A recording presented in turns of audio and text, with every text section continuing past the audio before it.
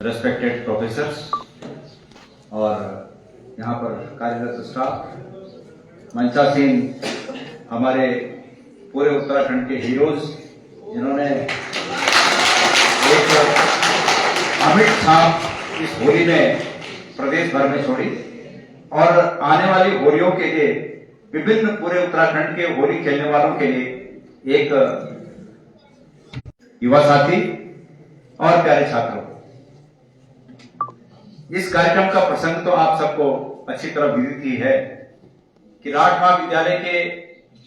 पूर्व छात्र और वर्तमान छात्रों के साथ साथ अन्य हमारे स्थानीय युवाओं ने इस होली में जिस मुकाम को हासिल किया,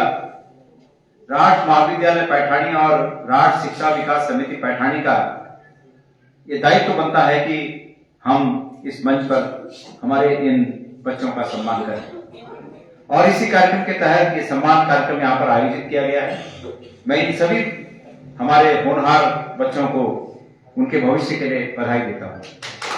मैं यहाँ पर पंकज रावत यहाँ पर अभी नहीं पहुंचे हैं और कुछ और साथी यहाँ पर नहीं पहुंच पाए हैं, लेकिन मैं उनको भी बधाई देता हूँ और उम्मीद करता हूँ कि ये सब लोग पंकज रावत हों या सचिन पुसोला हों, ये अपने अपने फन को और उसमें निखार लाएं और इस क्षेत्र का नाम रोशन करके, उत्तराखंड का नाम रोशन करके बड़े फनकार बने। अभी मुझे इस बात की और ज्यादा खुशी है, अन्य लोगों से ज्यादा खुशी मुझे इस बात की है कि जिस मकसद के लिए राठ महाविद्यालय पैठाणी की स्थापना की गई, जिस मकसद के लिए तमाम लोगों ने उसमें सहयोग किया, पूरे क्षेत्र के लोगों ने इसमें सहयोग किया, मैं समझता हूं कि आज हमारा वो मकसद धीरे धीरे हासिल होता हुआ मुझे प्रतीत हो रहा है। ये बड़ी खुशी की बात है और मैं अपने बच्चों से कहना चाहूंगा कि सफलता के रास्ते बहुत फिसलन भरे होते हैं। ये सत्य है कि तुम लोग हीरो हो, लेकिन मैंने अधिकांश रूप में ये देखा है कि जो बहुत सफल होते हैं वो अचानक फिसलते भी हैं। तो आपके पास ये चुनौती है कि आपको फिसलना नहीं। आपको जिस रास्ते पर आप यहां तक आए हो, अपनी उस कला में और निखार करते हुए, मैंने अभी पुसोला जी को, सचिन को शुभकामनाएं देते हुए, बधाई देते हुए एक बात उनसे कही कि तुम आने वाले समय के नरेंद्र सिंह नेगी बन सकते हो, लेकिन उसके लिए फिसलना नहीं है। ये रियाज निरंतर बढ़ते रहना चाहिए। प्रैक्टिस हमेशा प्रैक्टिस और मतलब जो मेहनत है उसके आधार पर ही हम मंजिल तक पहुंच सकते हैं। वैसे थपलियाल जी ने यहां पर ये कहा कि मनुष्य और बाकी प्राणियों में एक फर्क है कि हम ज्ञान रखते हैं, और पुराणों में भी कहा गया है कि भाई ये शाम न विद्या न तपो न दानम ज्ञानम न शीलम न गुणो न धर्म ते मृत्य लोके भूभार भूता मनुष्य रूपेण मृगाश्चरन्ति। मतलब ये जिन जिन गुणों को यहाँ पर व्याख्यान किया गया है कि विद्या, दान, तप, ये सब योग्यताएं हैं, और अगर ये से कोई भी योग्यता हमने नहीं है तो निश्चित रूप में हम फिर इंसान होने के लायक नहीं है, इंसान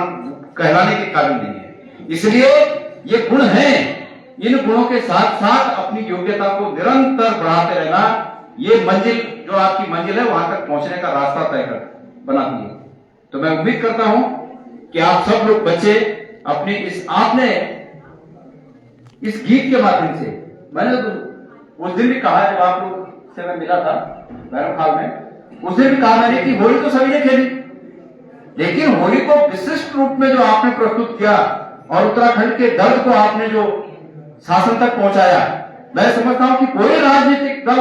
उतना सफल इस बात को वहां तक पहुंचाने में नहीं होता जितना आपने एक को वहां तक पहुंचाया। और सत्ता की चूल्हे हिली और सत्ता ने कहा भाई उनको बुलाओ। तो बोल क्या था,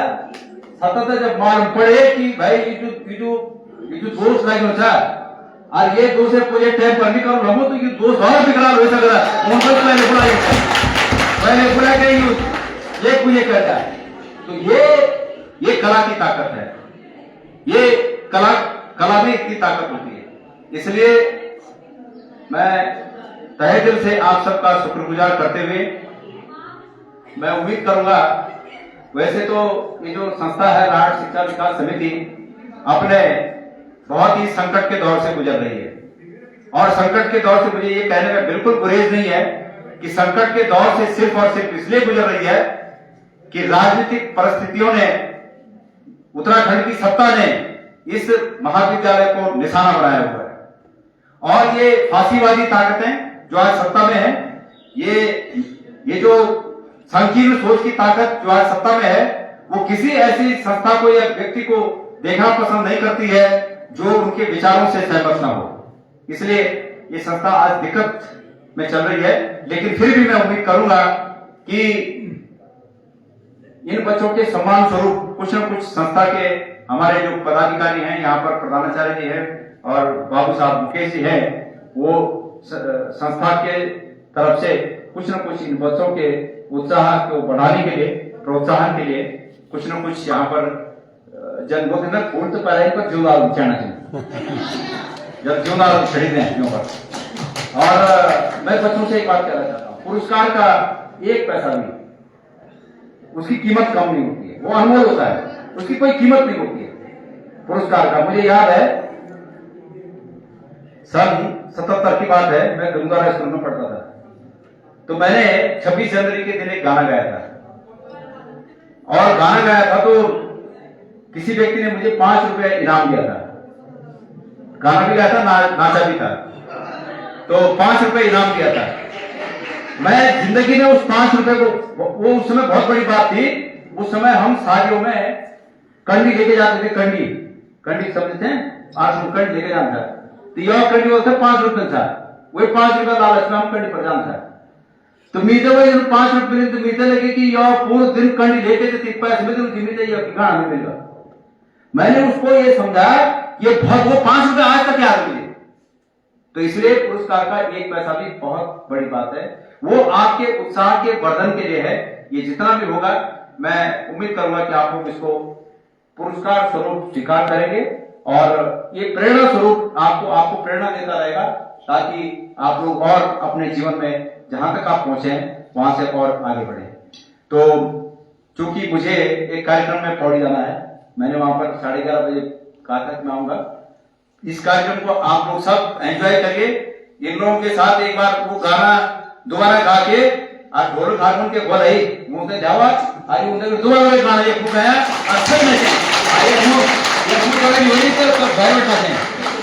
तो फील्ड बनाते हैं, और वे गाना से दोबारा गाया ताकि ये बड़ी भी वो गीत की आवाज देहरादून तक जा सको। और आप सबके उज्जवल भविष्य की कामना करते हुए मैं अपने शब्दों को यहाँ पर विराम दूंगा। आप सबका बहुत बहुत धन्यवाद।